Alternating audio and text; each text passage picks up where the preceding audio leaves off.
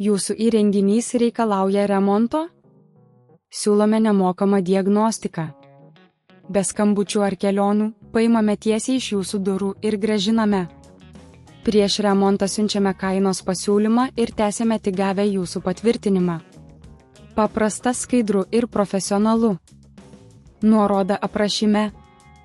Pasiruošimas. Prieš pradėdami įsitikinkite, kad turite visus reikalingus įrankius – mažą atsuktuvą, plokščią atsuktuvą, naują variklį ir saugos pirštinės. Rekomenduojame atlikti nemokamą diagnostiką, kad įsitikintumėte, jog problema tikrai yra variklyje. Siurblių išardymas. Išjunkite siurblį ir atjunkite jį nuo elektros tinklo.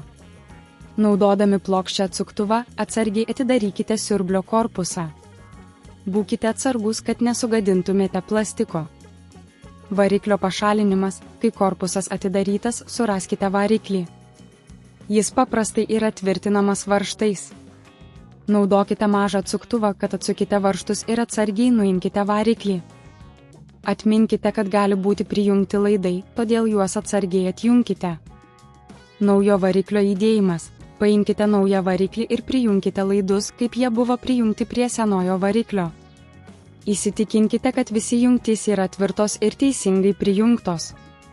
Korpuso uždarimas. Kai variklis yra vietoje, uždarykite korpusą.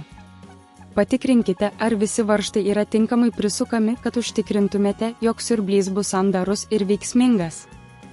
Testavimas. Prijunkite siurblį prie elektros tinklo ir įjunkite jį. Patikrinkite, ar jis veikia sklandžiai.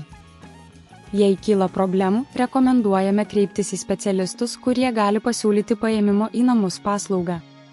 Kainos pasiūlymas. Jei nusprendėte pasitikėti profesionalais, paskambinkite mums ir gaukite kainos pasiūlymą prieš remontą.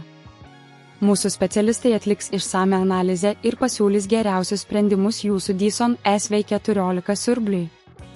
Jūsų įrenginys reikalauja remonto? Siūlome nemokamą diagnostiką. Be skambučių ar kelionių, paimame tiesiai iš jūsų durų ir grąžiname.